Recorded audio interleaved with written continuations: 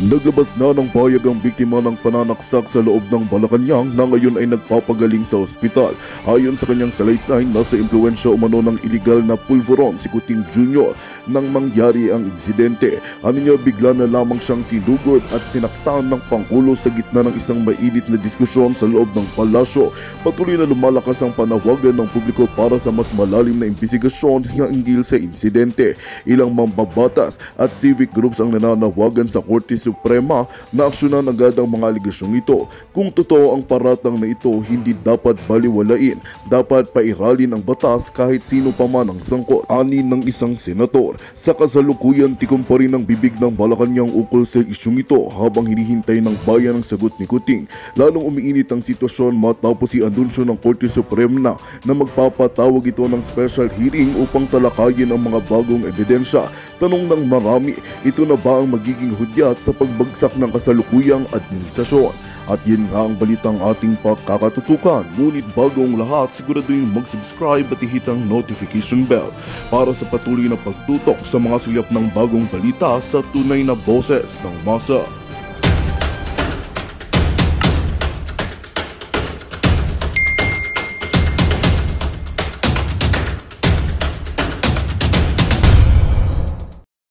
Amin dito kung ano yung mga hindi nyo malilimutang trending na mga in-expose ko back in 2024 at syempre yung mga pinakamainit na pinag-uusapan at ano ba sa tingin ninyo, ano ang inyong maikomento. So, we'll see kung sino ang nandito. Jane, are you ready, Jane?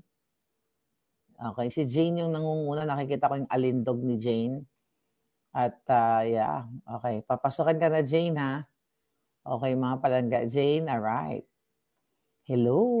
Happy New Year, Jane. Palangga, how are you? I'm doing Asan good. ka? Ohio.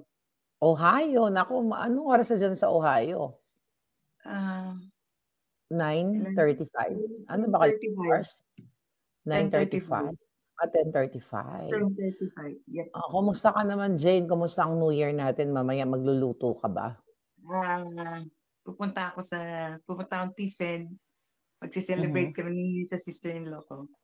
So, yan. Anong potluck mo? Nagluto na ako ng bacon fish chicken at saka yung spaghetti. Wow, buti pa si Jane nakapagluto na. Ayan, dahil ang ating ang ating live ngayon, Jane. Ako, thank you at naakyat ka. Ay balik tanaw. By the way, kailan ka pa nanonood dito sa ating Boljakan? Hello, my dear. I've been your 2015 pa, simula pa. I know your journey. Oh my God, thank you palaga. 2015 pa. Yes, I know. At lahat ng mo, tama yun. Lahat. At talagang thank you so much. Thank you, Jane. So ano yung naalala mong 2023 na talagang sa tingin mo nagpakabog sa mga bangag? Yung mga topic natin na pinag-uusapan dito. Yung dasinghot. Dasinghot. Marami yun. Dasinghot, yung Pidea Leaks. Siya is bangag. Bangag talaga. Yung talaga. Yung pagsinghot talaga niya. Ako, per hands experience ko, that si Bongbong talaga, bata pa ay talagang bangag na yan. Nagsisinghot yan. Because my dad is nag-work sa kanyang tatay. At ang dad ko yung talagang yung security ng dad ko yung nag-aaral sa London. PSD po? So ibig sabihin, mga kababayan, ayan po yung ating link ha, sa mga gustong pumasok ha. So bibigyan ko kayo ng time, ayan yung ating link, mamaya umakyat kayo. Interesting. So, bata pa lang, bata ka pa rin nun, sa daddy mo? Ang dad ko kasi nag-work, ang dating dad ko ay nag-work, siya sa anti-smuggling sa Palawan. Palawan Kaya sa gobyerno. sa Palawan, sa gobyerno, which is the anti-smuggling. Kaya yan, pati yung tulpo na yan, isa pa rin yan. Kawatan yan sila. Kawatan yan talaga ever since. Kasi yung tatay, ang tatay nila, yan yung Colonel Tulpo na yan. Kasi yung tatay nila, sige madam, magkwento ka para i-verify natin dito sa record na hawak ko. So, pag Yes. si Bangbong Kasi muna. my dad Si worked at si the Bangag muna. anti-smuggling, which is the Anti-Smuggling Action Center, which is the PAOK now. Pero PAOK na-dissolve na yun Mhm. dahil pagka ano yung kay Cory, dinisolve na ni Cory yun nung nawala na yung May oh. may magbe-verify dito sa mga pinag-uusapan natin. So, teka muna, doon kay Bongbong Bangag, bata pa lang, alam mo na nag-a-addict dahil Yes, because kinukwento my sa iyo dad, ng tatay mo. because my dad, siya yung PSG ni ng daddy ko. Oh Sila, my kaya God. maliliit pa yan sila, mga bata pa yan sila. Binabatukan na yung natatay ko yan si Bongbong. Talagang tamad yan. Talagang tamad. Talagang ngayon, puro ano lang, party-party, cooking. Oo. Ano yung natatandaan mo, Palangga Jane, na kinukwento ng daddy mo sa inyo? Siyempre, nung time na yun, hindi naman lumalabas. For sure, Kasi sila nung sabihin time kayo. na yung martial law pinadala sila sa sa London Okay. So, yun talagang tinatime ng daddy ko sa akin na doon sa London, doon sila pinadala. Tapos, yun, palagi talaga, ayaw talaga, talagang, loko-loko nga, gago, alam mo yun. So, bata pa lang, Talagang, mga kababayan, bata mga pa palangga. lang. So, kung Bata matatandaan pa niyo, lang. ano yung kwento exactly, kung marirecall niyo yung kwento ng daddy niyo, ng father niyo during that time na bangag si Junior? Anong maalala mo ba kung ano yung kwentong kinuwento sa inyo? Na talagang tumitira siya.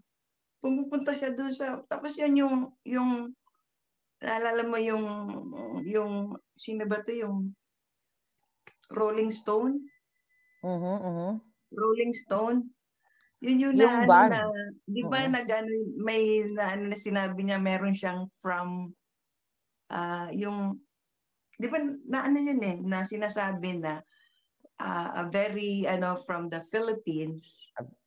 A very prominent personality, Prominent very personality from the powerful Philippines, the son of powerful, ganito, ganyan.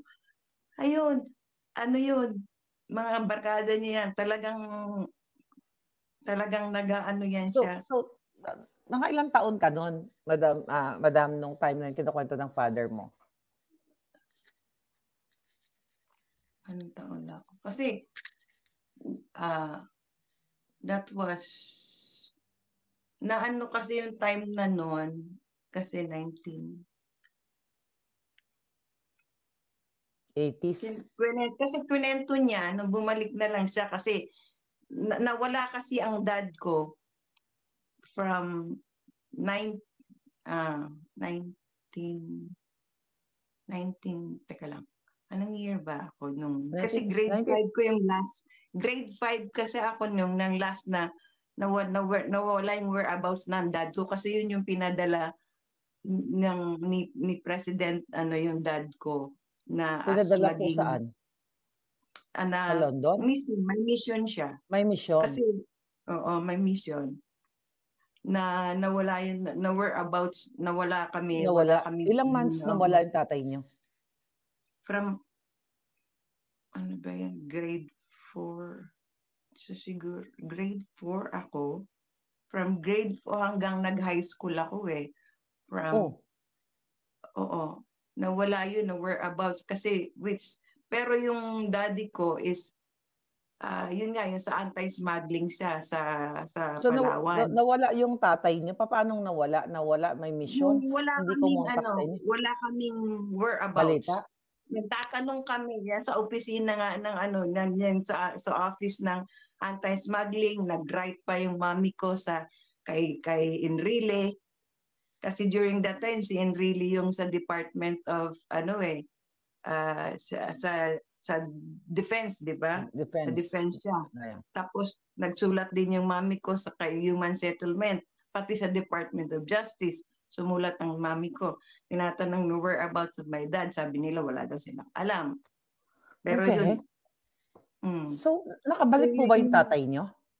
Nakabalik 1983 pag ano ng high school ko, pagka ano ko nung Ano daw ang sabi niya? Ba't siya nawala? Bakit walang message? kasi pinadala siya nga ng ano because of the May very mission. Pero nalaman nyo kung ano yung mission. Ayan niya, naging ano siya yung naging Interpol ng siya ay Interpol, naging ano ng Pilipinas.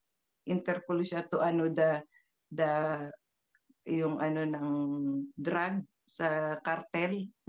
Sa mga cartel. Ano, So, but ang bottom line, bata ka pa lang talaga, narinig mo na yan si Marcos Jr. Wow. Bata So, ka talaga. kaya nung narinig nyo, Yun yung ano, yung nawala over abouts pa, yung pala siya, nandun siya, pinadala siya doon siya yung pinadala ni former president. Tapos siya yung siya yung nagbabantay si Bongbong. Sila yan, nila Irene, nila Aimee. Ayan yan. Si Bongbong Marcos lang ba nagdodroga? Hindi yan. Oo. For sure, iaano ito ni sasabihin na naman yan ni Mangga na yung kwan kami, hindi yan totoo, ganun gawa-gawa lang yan. Sasabihin yan. Pero po, madam, ang kwento ng tatay nyo, si Bongbong lang ang nag-a-addict? Walang iba yung like ibang mga kapatid? Wala siya na. Si Bongbong lang talaga. Walang during that kwento. time. Si Bongbong so hindi nabanggit yung kapatid. Oo, wala siyang So yun mga kababayan, ang trending na hindi makakalimutan ni Madam Jane. Kaya dahil dyan, Happy New Year, Palangga. Thank you so much. Enjoy your party later. Okay, God bless. All right. So ayan, bonggang-bongga. Ayan, isunod na natin si Greg. Greg, ready ka na ba? Ikaw na ang susunod. Ikaw ang second honor. Okay. Okay, eto na. All right. Dahil New Year ngayon, maghanap tayo ng ating mga palangga. Hi, Greg. Hi, sir. Yes, Madam Maharlika. Happy New Year. Happy New Year. Saan po kayo? Pilipinas ba kayo? Nasa ibang bansa? Pilipinas, Cavite. Pilipinas kung mahal. Kumusta ang New Year natin dyan? 15 minutes na lang. Anong handa natin? Yeah, naka-ready na yung mga handa. Naghahantay nila ng oras. Nag-aantay nila ng oras. Ayan, sir, yes. Anong mga hindi mo malilimutang mga trending na balita o mga expose ni Maharlika ni Boljak Channel dito sa atin? Dito lagi akong nakasubaybay sa'yo. At hindi ko makakalimutan yung mga panloloko ng ating administration sa ngayon. Lalong-lalo na yung topic mo regarding sa mga polboronic na nandiyan. Hindi nga natapos yung hearing, na-stop yung hearing ni Mr. J.E. Morales na supposedly ay lalabas ang katotohanan. So talagang in-stop yung pag-hearing nila. And also, hanggang sa linabas mo yung video na si Bungag. Ferdinand Marcos Jr. talaga ay nagsisinghot, nagdodroga. So lahat ng programa mo na lumalabas sa sa YouTube ay lagi ako nakasubaybay sa iyo. Ever since nag-start kayo. Thank you so much, Greg. So, anong ina-expect mo ngayong 2025? I'm expecting this year, 2025, na sana magkaroon talaga ng pagbabago. So, I am expecting the whole Filipino people na talagang kailangan na nating mag-alsa to para talagang na ang bangag na gobyernong to at galit na ang taong bayan. Yes. Every Friday, supposedly, ako ay nasa EDSA Shrine. Oo. Kaya lang hindi ako pinapayagan ng pamilya ko Mhm. dahil natatakot nga sila. Kaya hindi ako nakakatun doon. Minsan duman ako doon, nakita ko nagsasalita doon si Celis. Si Ka Si Eric. Eric Celis. Oo, yeah. Mhm. So gusto kong mag-join sa mga rally but may family talagang hindi ako pinapayagan. So As long sabi as ko nga, peaceful po, okay lang yun. As long as peaceful sabi rally, ko di ba? paano ako magkakaroon ng ambag sa bayan kung hindi niyo ako papayagan? Kasi gusto kong kahit pa paano makapag-ambag ako sa bayan dahil sa nangyayari sa atin gobyerno sa ngayon. Yes. Pero Yeah. I hope sa mga susunod na mga rally, January 13, may malaking rally sa INC. Yeah. I think sa Luneta and worldwide, This is gonna be worldwide. Dahil lahat ng mga sumusuporta sa kay Inday Sara at humihiyaw na masyado ng mataas ang bilihin, crime rate ang taas. Tapos ngayon, yung pambubudol sa atin dito sa national budget na talagang sobra yung paglabag nila. I hope talagang magkaroon na talaga ng change. At dahil dyan, sir, gusto kong tanungin kayo na kumusta ba ang mga addictus dyan sa Cavite? Nagbalikan ba? Well, during Duterte's time, talagang nawala yun lahat.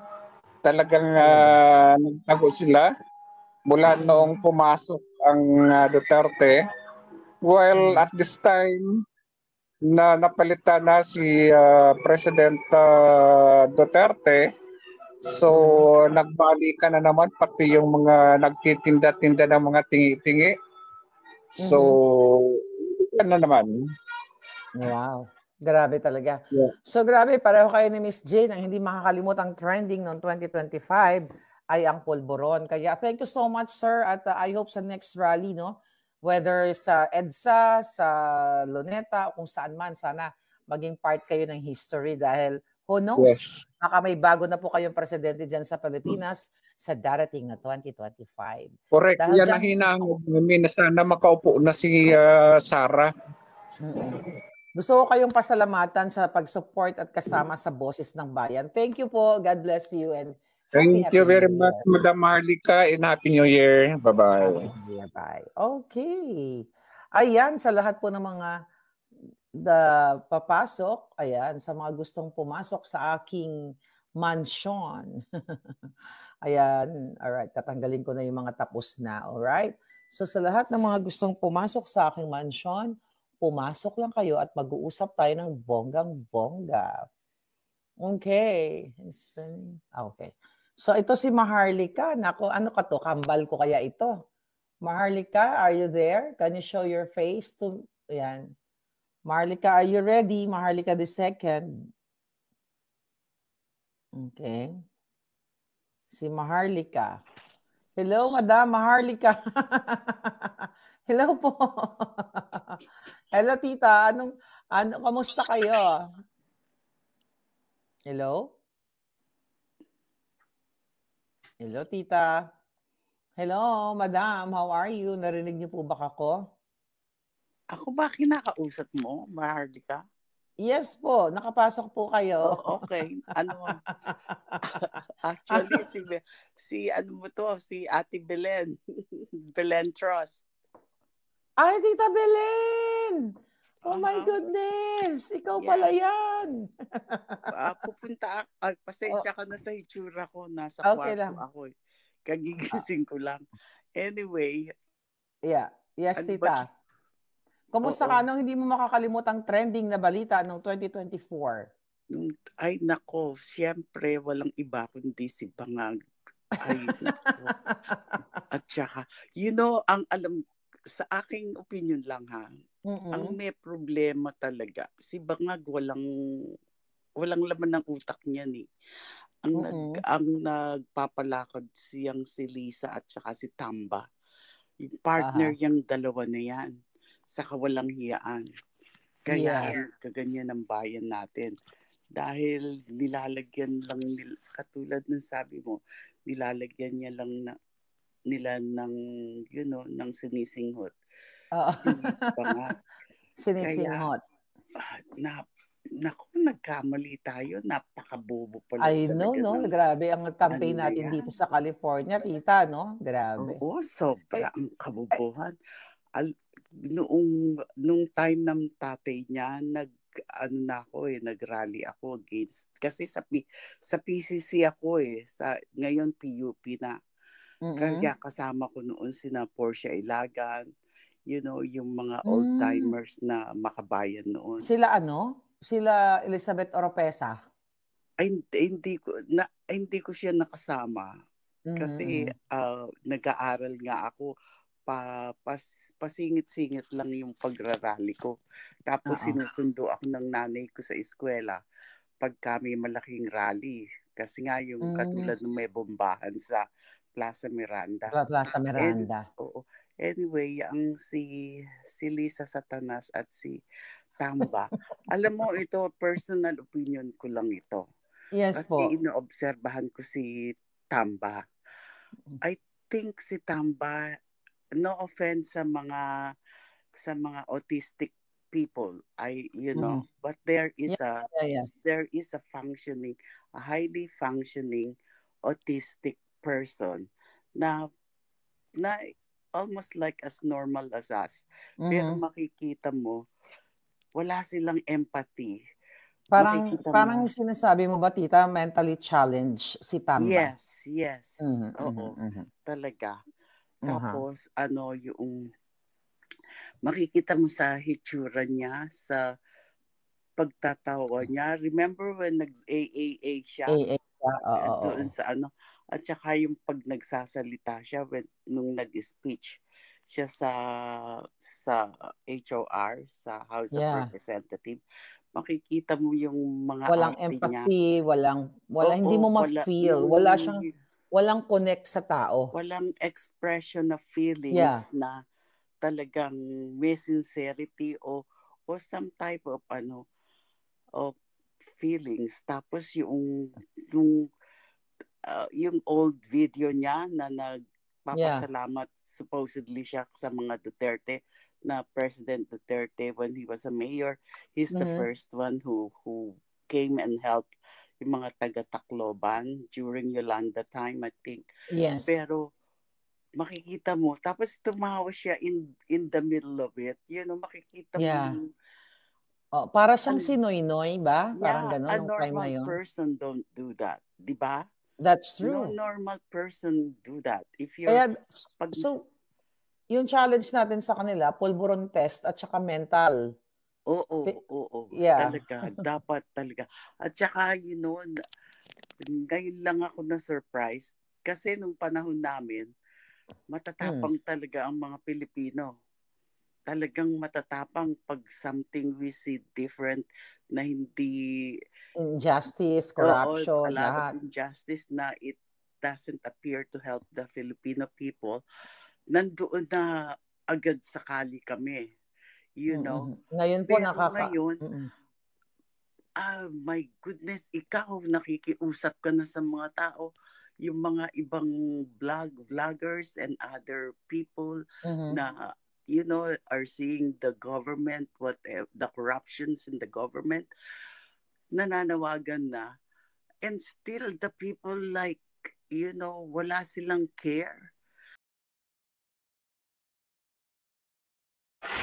Magandang balita ang hatid namin sa inyo ngayong araw. Sa pagtatapos ng aming balitaan, nagbigay kami ng mga mahalagang impormasyon. Maraming salamat sa pagtutok at pagsuporta sa aming programa. Huwag kalimutang manatili sa mga susunod na araw para sa mga bagong balita at mga kwento na dapat nating abangan. Mula sa Boses ng Masa, magandang araw, Pilipinas!